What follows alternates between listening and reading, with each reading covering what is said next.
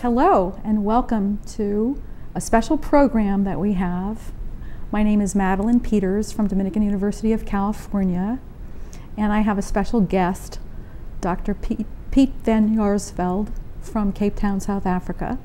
And Pete and I met just in November when a team from Dominican University was able to visit Cape Town and visit what are called LEAP schools. And we became acquainted. Pete, fortunately, had an opportunity to come to the United States, and I wanted to take this opportunity to have him come and do a small program with us.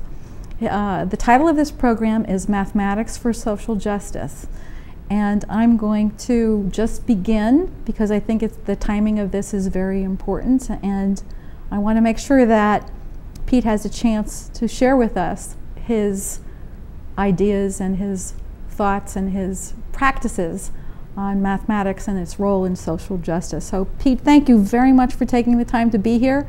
I know you've had a whirlwind schedule, and I'm just grateful that we can coordinate this at this time. I'd like you to open by talking a little bit about yourself and your background, how you got to this before we get into the questions more related to your to the topic. Good. As you already said, I'm very grateful to be here, and thank you for that welcome and introduction. I'm very keen to talk to you about mathematics and social justice because of my own beginnings in South Africa. I grew up under apartheid South Africa, and as a result of that, was always aware of social justice. And in my professional training as a teacher, and having worked in the field for between 25 and 30 years, I have realized that mathematics is a subject which isolates. It has caused a lot of people a great amount of hurt and harm, and it has made the subject inaccessible. Mathematics is inaccessible for many, many South Africans. And so I have researched in the last 12 years or so, mathematics and mathematics for social justice, and I'm very keen to make a difference in that regard in terms of teacher training and in the way forward.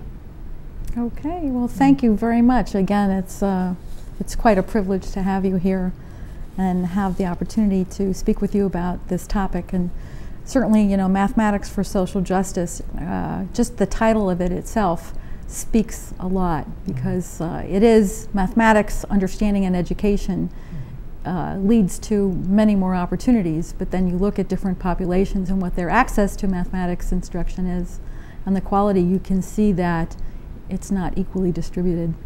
Let's look at the questions that we talked about previously, and you know, I'm sure this applies in many parts of the world, not just South Africa, not just the US, but mathematics education is in a state of inertia, in a state of crisis. And you know, why don't you speak with that? Because I know you were talking about South Africa specifically. Yeah. Well, as you say, I've had a whirlwind tour, and I've stopped off in Britain. I've had the fortune of being at the Joint Mathematics Conference at West Moscone Center for the last week. I've been through to Michigan State. I've visited Minnesota State University. And in each of my experiences there, what I see is so similar to what is happening in the broad mathematical community, in that we tend to be researching ideas that are staid and old. We are looking at descriptive research rather than investigative research. And in many countries, we are faced with multilingualism, multiculturalism, as impediments to learning and impediments to growth in classrooms. And so the inertia, I think, comes because we are seeking new ways, and yet we are not finding new ways. And so we seem to be stuck in a rut. And in my research, I've attempted to create ways in which mathematics can be more accessible. And hopefully that process is going to take us into a period of momentum rather than inertia. Okay, well, it's interesting having you put it more in a global context. Certainly, as I reflect back on my own education and my access to mathematics instruction that gave me a deep knowledge of the subject, I found that was lacking and have had to spend time catching up as a mature adult in this field, and then realizing that it's a dividing line. Right. Access to mathematics, quality mathematics education, is very limited. Why this inertia? What's going on? What's the problem here? I think that much of mathematics has been reserved for innately intelligent beings, and I say that with due respect to my colleagues and to anybody who is involved in the mathematics of today, and particularly mathematics within education.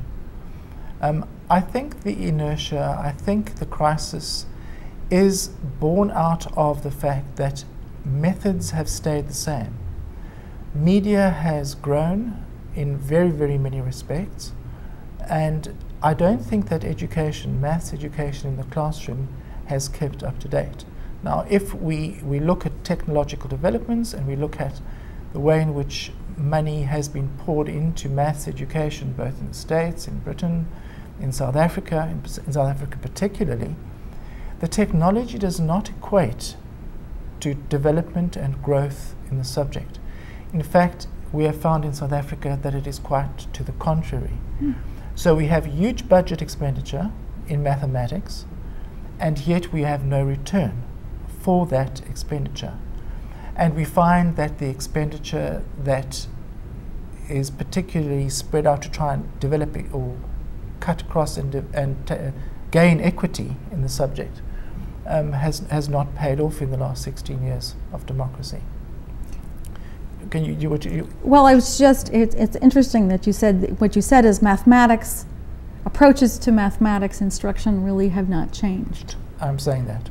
So it just seems so surprising to me that with all the research on education and learning and that this has happened. And so what I understand you to say is that we have our contemporary students who are in schools now who are still being taught perhaps the way that people were taught maybe many years ago with varying degrees of success, and certainly the diverse population that you're talking about in South Africa, that we're talking about across the United States, it's going to have these old methods are going to have the same effect of limiting who has access to real in-depth knowledge. Yes.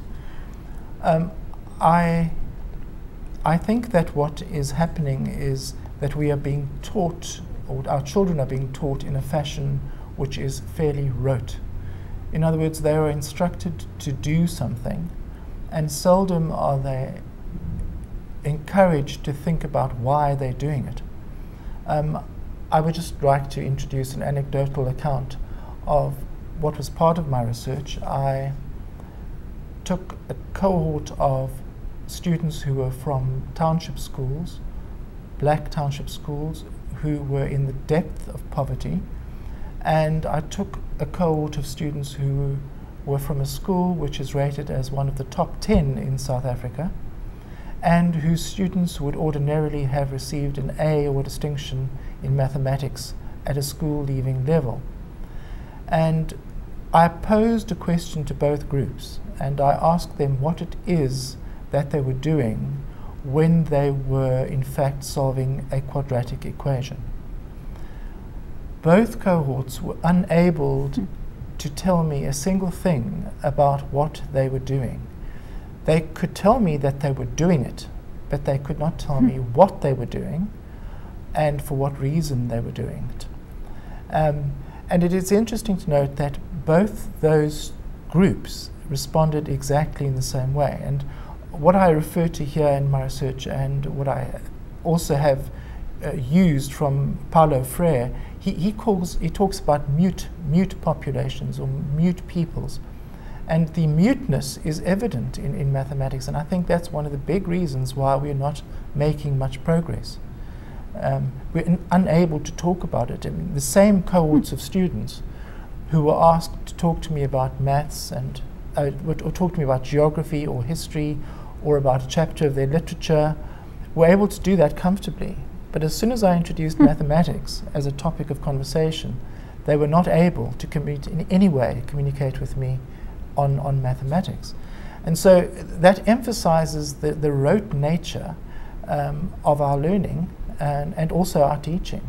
And we need to grow and develop in that area. You know, I've observed this as a problem. I think what you're doing is putting it in a larger context for me, and also it's surprising to me that social exchange, the language exchange on students understanding what they're doing, being able to put it into words. There's an emphasis in the U.S. on that conversation, the learning conversation going on. But it's only, what you're indicating is that, at least in your study, that it was subject specific. And then again, comes to mathematics, there's no practice or verbalization or understanding, conceptual understanding of what they're doing. It's just step one, step two, step three. It is a matter of just doing it. Just doing it. Yes, yeah. Don't understand it, just do it. Okay. What I was doing in the research was trying to create methods that would facilitate and promote and evoke communication, mathematical communication. And I would then have taken an algebraic concept like an absolute value and have transferred that into its graphical form, and from the graphical form asked children to read what it is that they were seeing, obviously with guided explanation and guided inquiry. And it was through the concreteness of that process that learners began to respond. And I found that on pre and post testing, that symbols generally increased by 2 symbols on the post test. And that, I think, was expressly a result of their ability to visualize what is generally an abstract idea in more concrete terms, and then speak about it confidently. And the proof is also that they are able to work with it more confidently because they are thinking in terms of what they're doing in a cognitive way, and they're not doing it in terms of rote. So that, I think, for me has been a certain breakthrough in the mathematics. Well, you give me hope when you talk about the methods, and we've spoken about this briefly before too, that you've been studying this problem and have come up with an approach to really help students get at the deeper understanding of mathematics by changing the way that you instruct students in mathematical concepts. How about the U.S.?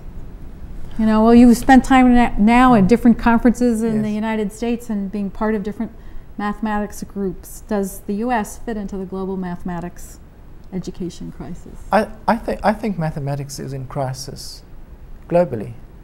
I've just recently read the Maths for Teaching in the 21st Century, which is a project of Michigan State University.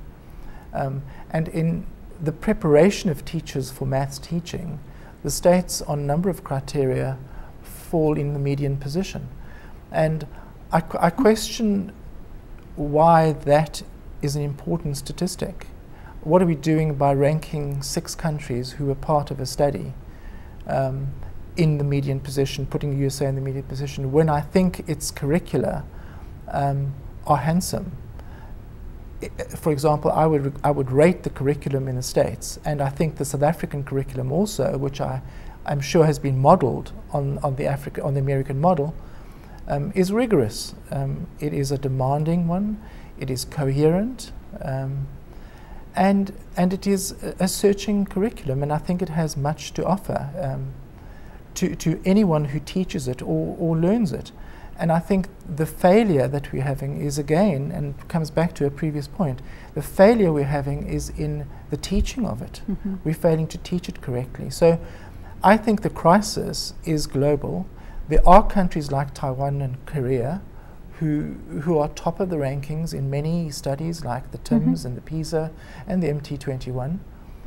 But that does not say anything about what is happening in America, for example. I just think that the students here, the ones that I've been able to talk to, are richly equipped because of their creative backgrounds. I think they are very smart in terms of the way they communicate, but yet they cannot communicate mathematically. So again, I think it has to do with the teaching and the understanding of what it is to teach mathematics. Well, we'll have to talk a little bit more about you and your methods, your approach. I know you've been working with students in different contexts and have been experimenting with your approaches to teaching mathematics, which you found successful. We need to get the word out, Pete. We need to get the word out.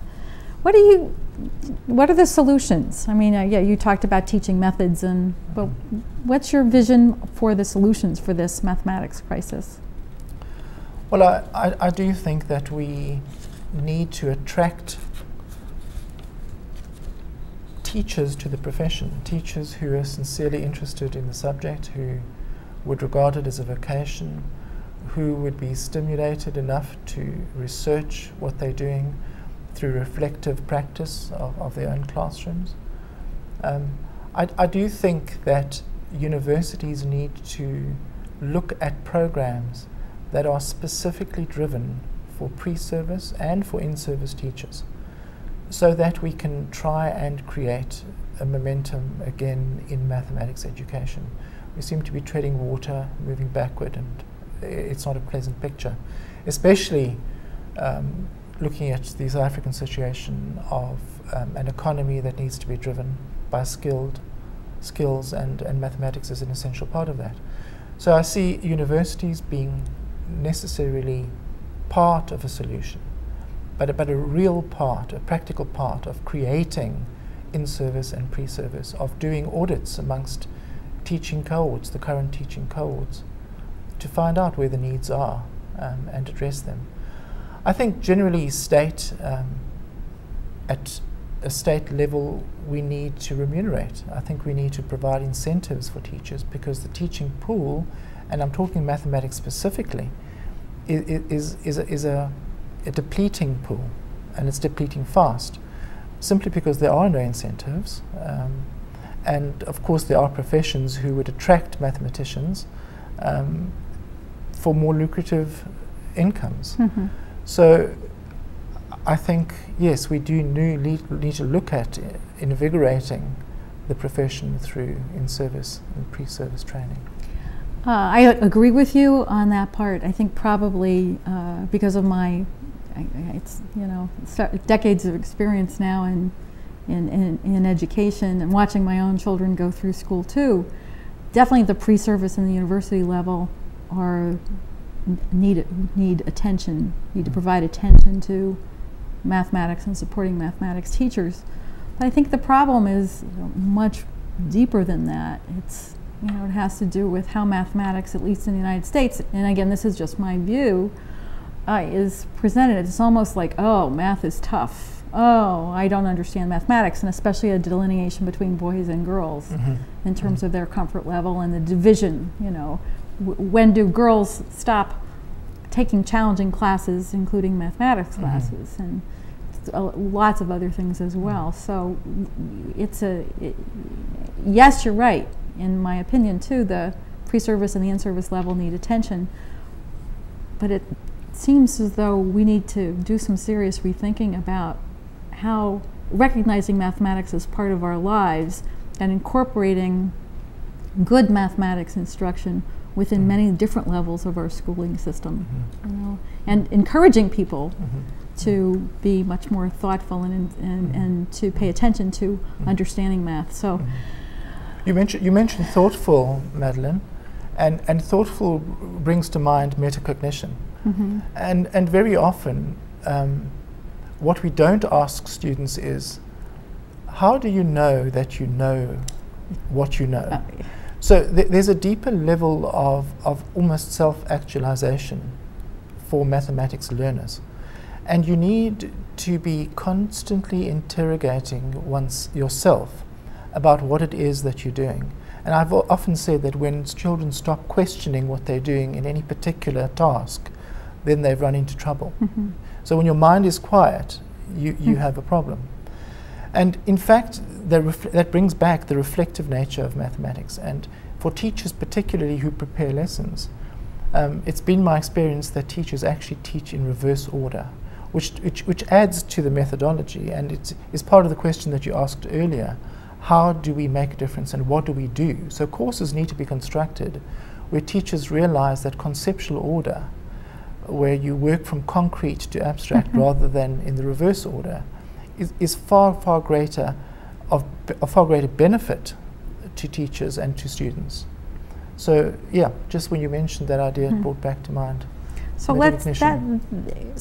that brings me back to something that became apparent to me as we started talking too, is that obviously you've spent a lot of focused time thinking and working and studying and researching and teaching.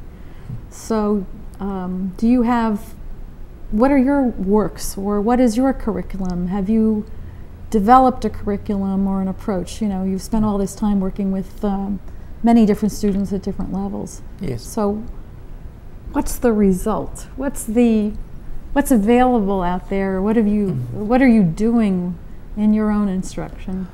I'm in the process of constructing curricula that range from the early grades, probably from grade 6, 7, 8, through to grade 12 exit level and early college level mathematics.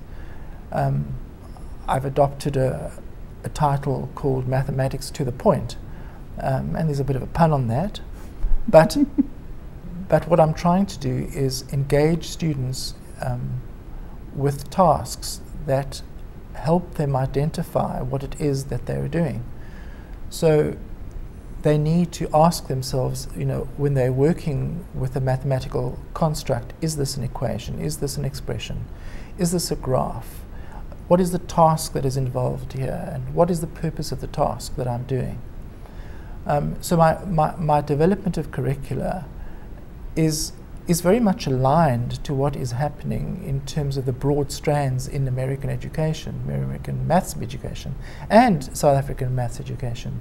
It's not the content that's the problem, it's the approach to the content that seems to be lacking, and the conceptual ordering that is lacking. So my work has very much revolved around putting together processes that would be reversed of what is typical. Well, that's at least kind of anchoring the ideas that you have in something that can definitely influence your own teaching, but then influence the teaching of other people as you come in contact with them. Yeah. So I'll expect your book on Mathematics to the Point at some point. I regard, no pun intended. No pun intended. I regard that as a challenge. Okay.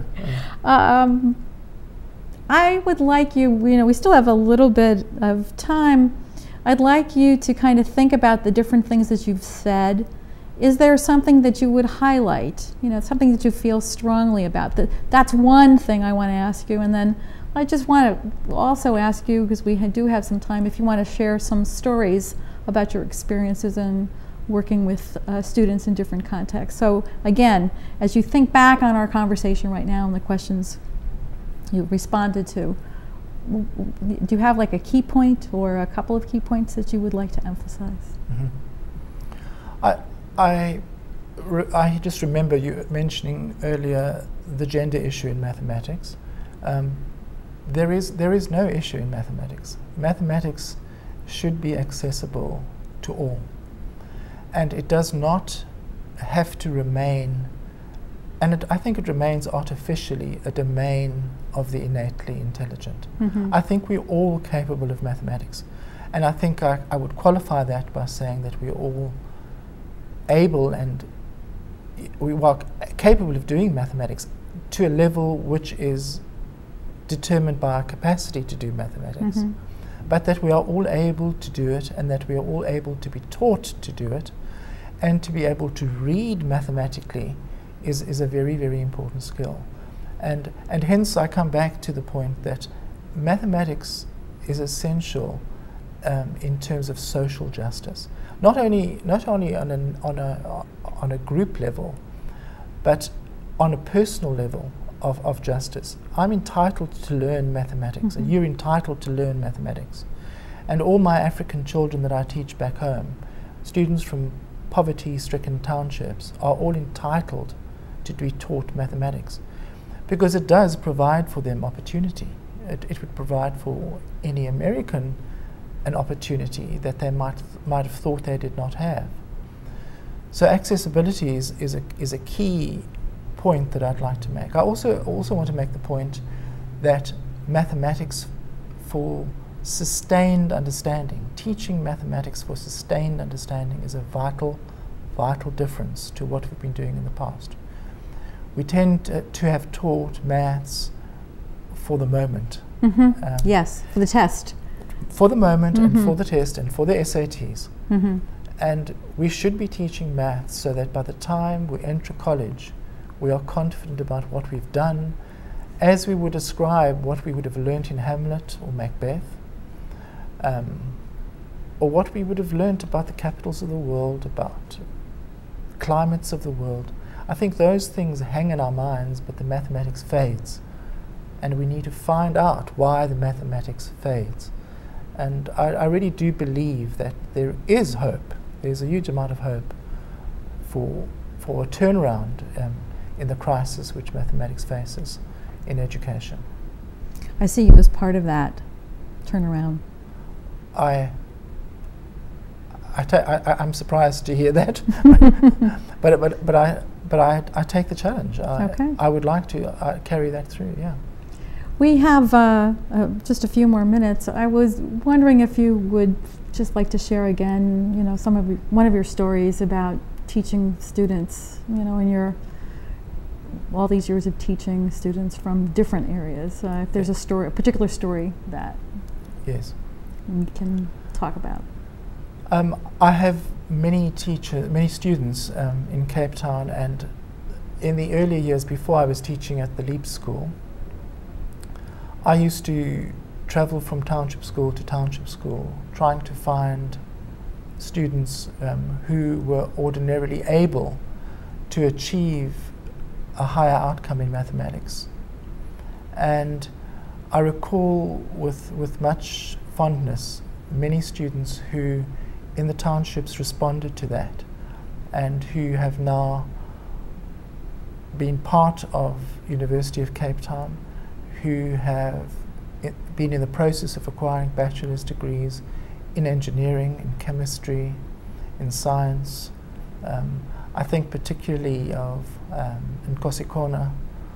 I think particularly of Malibongwe Manono, who came to me with averages of 33% and who left school with distinction aggregates and with distinctions in mathematics, and who have been able to sustain an understanding of mathematics through their university years. They have been a great encouragement to me, and they've been proof of the hope that I have for education and maths education here and in South Africa. It's a pleasure to hear you talk about these people whose lives that you've touched and taught, and as you said, they have developed a sustained understanding of mathematics, which is changing the landscape of their lives. It is indeed.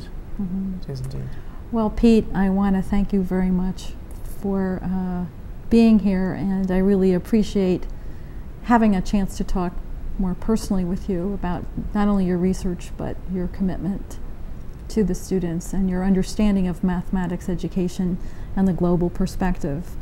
So with that, we'll conclude today's program. This is Pete van Jaarsveld from the LEAP schools, and also you're affiliated with Nelson Mandela Metropolitan University as well. I am indeed. Port Elizabeth. Did you have anything that you wanted to add or share as in conclusion, or? I just want to say warm greetings from Africa, from South Africa particularly. I want to say thank you to you, Madalienne, for the opportunity and asking me these questions, to Dominican University for their warmth, And to the American people, I've been here for almost 2 months now, and the hospitality and the generosity of the American folk have been absolutely outstanding. So thank you for the opportunity of being in your country and for hearing me on matters that are close to my heart. Thank you. Okay. We just need to sit because we're done. Okay.